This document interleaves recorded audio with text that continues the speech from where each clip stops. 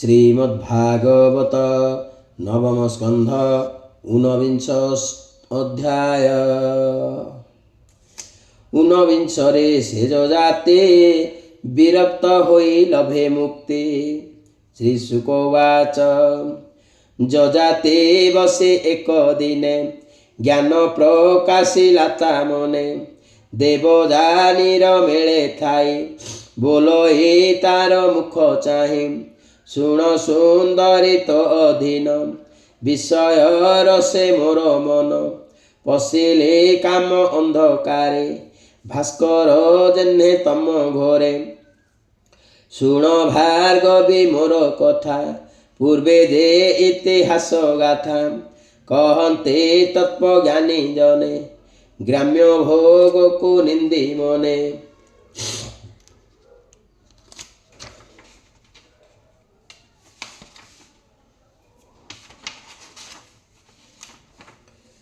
से कथा कहूँ तोर आगे जेबा विषय अनुरागे।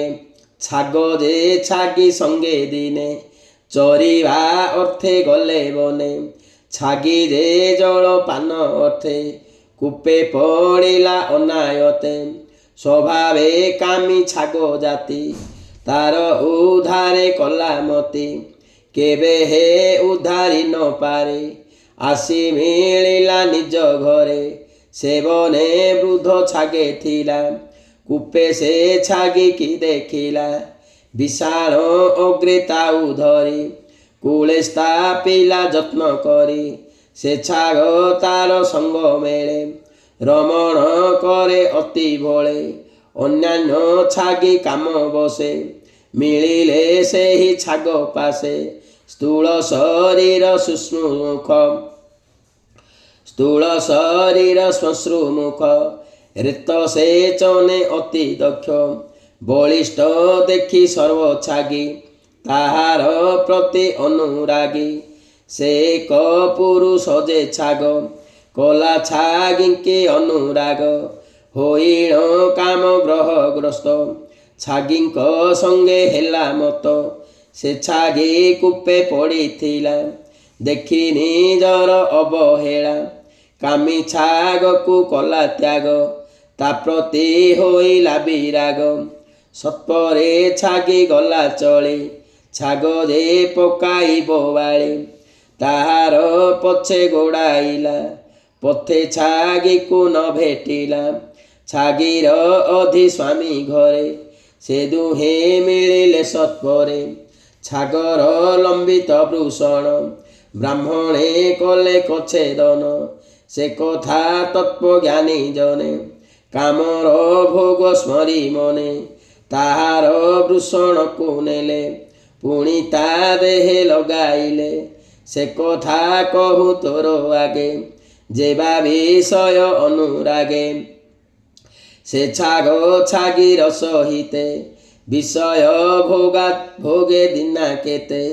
काटिला आपणा इच्छारे तेबे संतोष नुहे थरे। दिन राति से न जानई निरते ताहा संगे रही।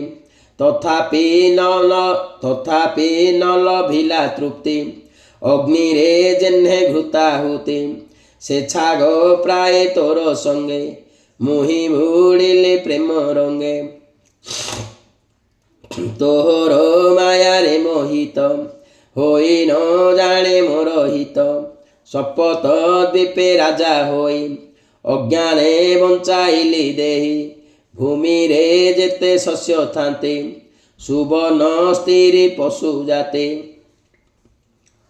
जे प्राणी काम बस होई एसबु ताकू न अंटई। कामी पुरुषंकर मन केबे हे नहे संजमन। नित्य रमंती काम भोगे अग्नि जे सने घृत जोगे। सकल भूत संग छाड़ी आत्मार भावे सुख बढ़े।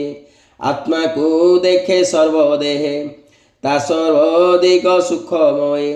दुर्मति जनकर मति तृष्णा को छाड़ी न पारते।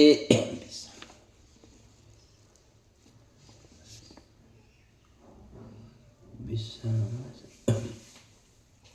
ଶରୀର ଜୀର୍ଣ୍ଣ ହେଲେ ମଧ୍ୟ ତୃଷ୍ଣା ବାରଣେ ନାହିଁ ସଧ। ମାତା ଭଗିନୀ କନ୍ୟା ମେଳେ କେବେ ହେ ନଥିବ ନିରଳେ। ମନ ଯେ ଇନ୍ଦ୍ରିୟଙ୍କ ଗ୍ରାମ ବଳେ ତାହାକୁ ନାହିଁ ସମ। ପଣ୍ଡିତ ଜନ ମନ ହରେ ଏଣୁ କେ ନାରୀ ସଙ୍ଗୁତରେ। ଦେଖ ମୁଁ ସହସ୍ର ବରଷେ ନିତ୍ୟର ମିଲି କାମ ବସେ। ନିରତେ ବିଷୟ ବ୍ୟସନେ ମନ ରହିଲା ରାତ୍ର ଦିନେ। ମୁଁ ଏବେ ତୃଷ୍ଣା ଦୂର କରି ବିଷ୍ଣୁ ଚରଣେ ମନ ଧରି। ନିର୍ମୋହ ହୋଇ ବନସ୍ଥଳେ ରହିବି ପଶୁଗଣ ମେଳେ। ଯେ ଦୃଷ୍ଟ ଶ୍ରୁତ ମିଥ୍ୟା କରେ ଧ୍ୟାନ ତହିଁରୁ ଦୂର କରେ। ତହିଁ ସଂଗତି ଆତ୍ମନାଶ ଯେ ଜାଣେ ସେହୁ ଆତ୍ମଦୃଶ୍ୟ। ଏମନ୍ତ ପ୍ରିୟା ଆଗେ କହି ପୁରୁକୁ ସମୀପେ ବସାଇ।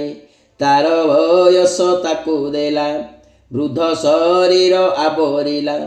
ପୁରୁକୁ ରାଜେ କଲା ରାଜା ଭାଇ ଏ ତା ଅଧୀନ ରାଜା। ହୃହୁକୁ ପୂର୍ବ ଦିଗ ଦେଲା ଅନୁକୁ ଉତ୍ତରେ ସ୍ଥାପିଲା। ଯଦୁକୁ ଦକ୍ଷିଣେ ବସାଇ ପଶ୍ଚିମ ତୁର୍ବଶୁକୁ ଦେଇ।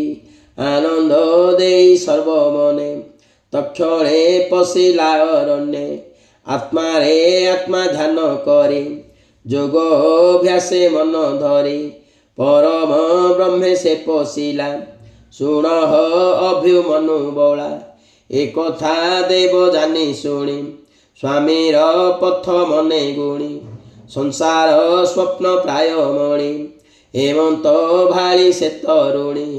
କୃଷ୍ଣ ଚରଣେ ମନ ଦେଲା ବିଷ୍ଣୁ ମାୟାରୁ ସେ ତରିଲା। ବ୍ରାହ୍ମଣ ଜଗନ୍ନାଥ କହେ ସୁଜନେ ଏଣେ କର ଲଏ। ନବମ ସ୍କନ୍ଧେ ଭାଗବତ ଯେ ଧର୍ମ ବଂଶାନୁଚରିତ।